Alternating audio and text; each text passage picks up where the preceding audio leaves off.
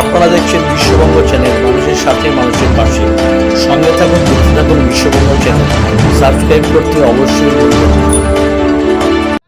সারদা নার্সিংহোমে রোগীর মৃত্যুকে কেন্দ্র করে এফআইআরে নাম থাকার দরুন ডাকা হয় বিজেপি নেতা এবং আইনজীবী কৌস্তব বাগচিকে। তিনি কার্যকর্তা দিনে হাজির ছিলেন মুকুল থানায়। সুরেন্দ্রবনের মুখ্য আর আমার প্রতিবাদটা ছিল, একজন গরিব মানুষ একটা বেসরকারি হাসপাতালে মারা গেছে এবং সেই বেসরকারি হাসপাতালে মারা গেছে ডাক্তার এবং ম্যানেজমেন্টের গাফিলতির কারণে। তার জন্য প্রতিবাদ করার জন্য আমার বিরুদ্ধে এফআইআর, বারবার পুলিশি তলব।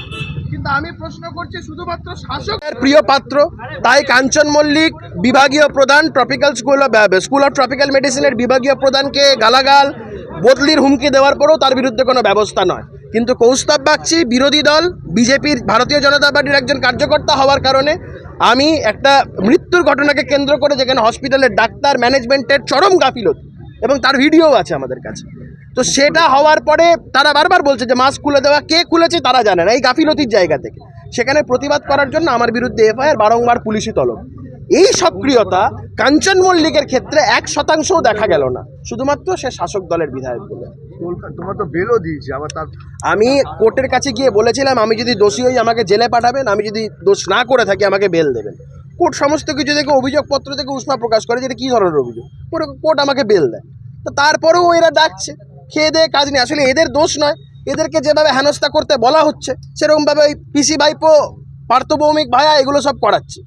একটা হাসপাতাল, যে হাসপাতালের বিরুদ্ধে এতগুলো জালিয়াতির অভিযোগ, তার পাশে পার্থভৌমিকের দাঁড়ানো, এটাই তো প্রমাণ করে শাসক দলের কি ভূমিকা, কি চরিত্র।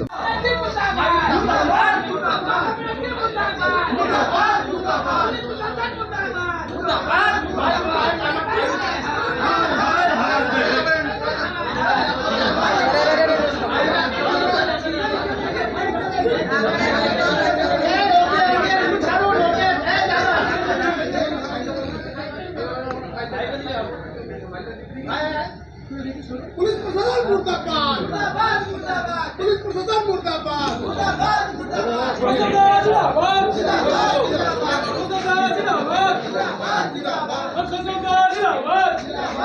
भारत माता की, भारत माता की, भारत माता की। आगे बढ़ो, हम तुम्हारे साथ हैं, आगे बढ़ो, हम तुम्हारे साथ हैं, आगे बढ़ो, हम तुम्हारे साथ हैं, आगे बढ़ो, हम तुम्हारे साथ हैं, आगे बढ़ो, हम तुम्हारे साथ हैं। पुलिस प्रशासन हाय हाय, पुलिस प्रशासन हाय हाय,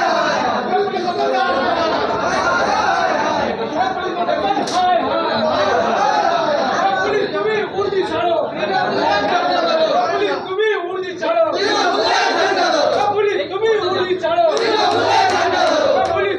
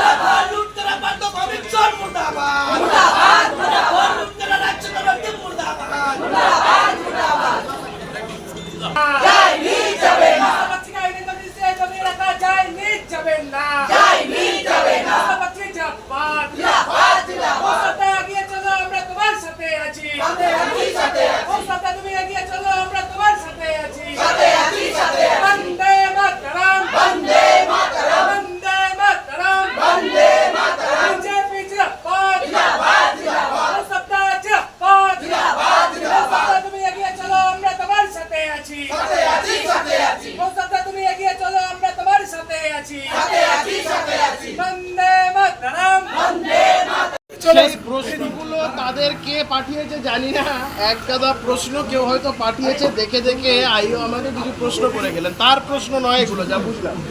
এই প্রশ্নগুলো কেউ বা কারা তাদের পাঠিয়েছে আমাকে জিজ্ঞাসাবাদ করা। বলছি এক গাদা প্রশ্ন। আমি সারদা হসপিটালে সেদিন রাত্রিবেলায় গেছিলাম কিনা, এই ধরনের অবান্তর কিছু প্রশ্ন যেগুলোর কোনো মানে নেই। যেই প্রশ্নগুলো আমাকে করা হলো সেই প্রশ্নগুলোর আদতে কোনো মানে নেই। সেই সমস্ত বিষয়গুলো আমি একাধিকবার জনসমক্ষে, সমাজ মাধ্যমে, সংবাদ মাধ্যমে একাধিকবার বলেছি। যে কারণে ডাকা হলো আমি সেই কারণটা ওরা নিজেরাও জানে না, আমার তো নিজের বোধগম্যও হলো না। এবং একটাই কারণ, সেটা হচ্ছে এক গাদা প্রশ্ন কারুর ডিকটেটে এটা করা হয়েছে। এই বারংবার করে একটা হেনস্থা করার মানসিকতা নিয়ে ডাকা হয়েছে। কার কথা বলছেন? কে ডিকটেট করতে পারে? ঠিক আছে, যে রাজ্যের মুখ্যমন্ত্রী আমাকে রাত্রি 2:50 সময় বাড়িতে পুলিশ পাঠিয়ে তুলে নিয়ে যাওয়ার চক্রান্ত করতে পারে, যে রাজ্যের মুখ্যমন্ত্রী আমার বিরুদ্ধে, কৌস্তব বাগচি পার্সনের বিরুদ্ধে রাজ্য সরকার ডিফেমেশনের মামলা করতে পারে, এখানে বলতে বা বুঝতে কোনো অসুবিধা আছে? সেই রাজ্যের মুখ্যমন্ত্রীর ডিকটেটে হেনস্থা চলছে। বারংবার পুলিশি হেনস্থা শুধুমাত্র বিরোধী রাজনৈতিক দলের লোকেদের বা হচ্ছে গিয়ে যারা এই সরকারের বিরুদ্ধে আওয়াজ তুলবে, এটা তো সরকারের একটা রোজকার ঘটনা হয়ে গেছে। কোনো মাথা নেই, মুন্ডু নেই। আমি কখন গেছি, কেন গেছি, কবে গেছি, কটার সময় গেছি, কতলায় উঠেছি, এই ধরনের যত রাজ্যের সমস্ত অবান্তর প্রশ্ন করা হলো, যার কোনো মাথা এবং মুন্ডু কোনোটাই নেই। আমি যেটা বলার সেটা ওদেরকে বললাম বারংবার। শুধু আমাকে বলে তো নয়, ভারতীয় জনতা পার্টির আমাদের প্রত্যেক কটা কার্যকর্তাকে হেনস্থা করা হচ্ছে।